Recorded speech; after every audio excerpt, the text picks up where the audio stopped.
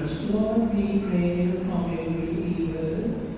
graciously grant peace in our days, that by the help of your mercy, we may be always free from sin